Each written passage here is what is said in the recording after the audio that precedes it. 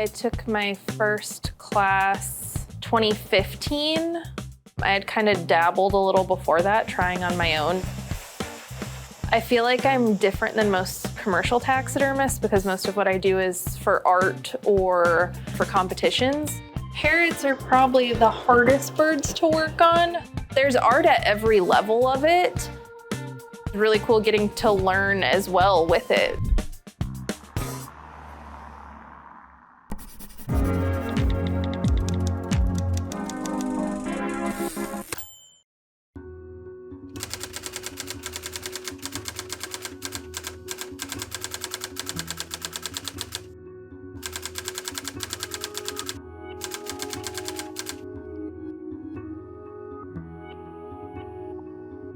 I think a lot of people just have this idea of mortality, and when something's dead, it's gone. In taxidermy, it's not, you know, like we do something with it, we try to give it a second life, we try to do something where it's gonna be appreciated again. Most people don't see that side of things. They assume taxidermy is all hunting, all deer, all ducks.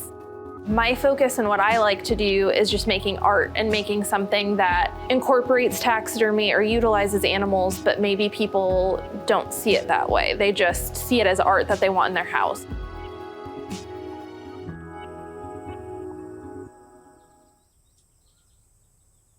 Every type of animal has a different process. So mammals, for instance, are gonna be different than birds.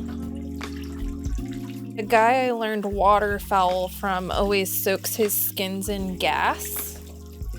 And it just kind of like degreases the skin and then makes drying them and getting them fluffy a little bit easier. Birds, you pretty much skin, wash, fluff, put them together. You'll normally borax or put some sort of preservative in the skin, but they don't go through a tanning process like mammals do. They're very thin-skinned, almost like tissue paper. You do your clay work, you do your sculpting of the face, the eyes. You have to tuck the skin in the clay, really shape everything. I don't hunt, I don't kill anything myself. Everything all comes from zoos, nature centers, sanctuaries. Pretty much you keep everything except for the body. Things that passed away naturally, unexpectedly. This one's for the Science Center. That was roadkill. You need a good seamstress and can't find one if there's a taxidermist near you. They'll be able to help. And grooming's probably the longest, like, most tedious part of the whole thing.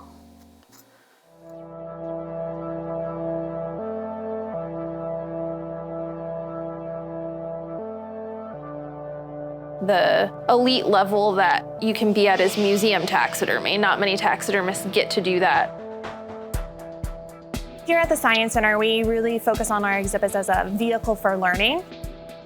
So in What on Earth, we're looking at the interconnectedness of Iowa's ecosystems. One of the stories we really wanted to tell within this exhibit is this unique relationship between coyotes and badgers.